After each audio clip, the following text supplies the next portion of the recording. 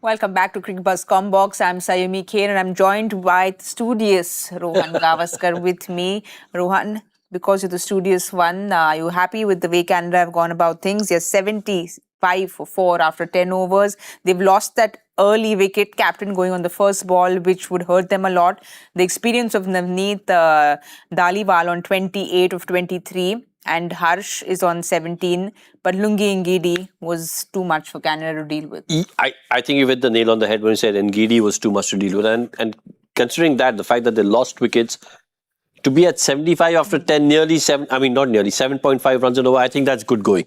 Would Canada be wanting to be closer to 90? Yes, but the fact that they lost wickets, they had to go to plan B, and in doing so, I think they've done reasonably well.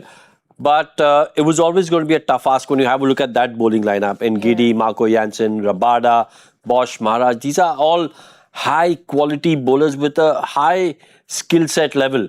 And again, when you have a look at that batting scorecard for Canada, with Dilpreet Bajwa, the captain, getting out on the first ball, and then wickets falling at sort of regular intervals till they had this fifth wicket partnership. It was always going to be tough going, but I think they've done decently.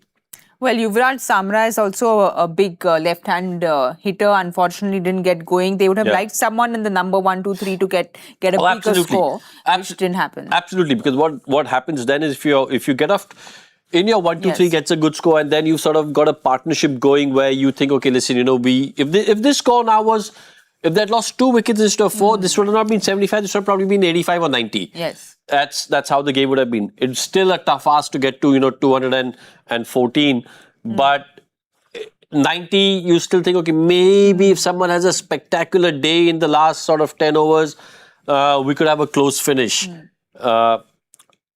For Canada to win this game is going to need something special. But can they get close? Yeah. That's the game within the game.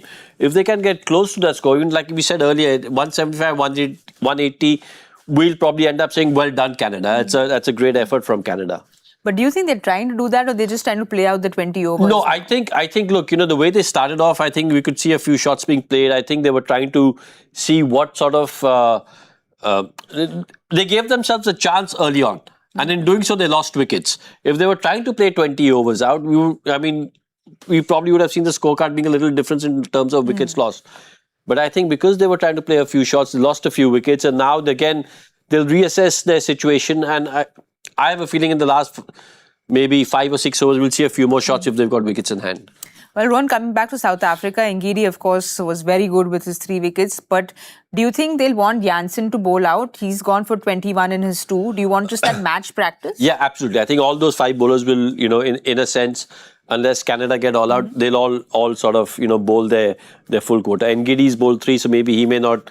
But whether it's Marco Jansen, Rabada, Bosch, I think they'll all bowl their overs. Because like you said, no matter how many balls you bowl in the nets, being in that match environment is completely different, and they'll want their bowlers to have that match practice under their belt. Well, Canada will want to take it as close as they can, and South Africa, of course, will want to finish things off quickly. We'll wait and watch and see what happens. Do join us in our post-match show. Thank you so much for watching Cricbuzz Comm Box.